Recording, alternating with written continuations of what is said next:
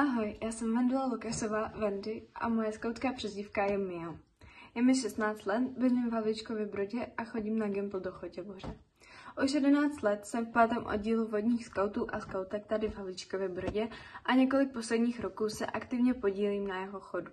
3 jsem vedla moji skautskou družinku a teď se segrou vedeme benjamínky. Kromě skautingu se věnuju baletu a mojí oblíbenou domácí aktivitou je Duolingo.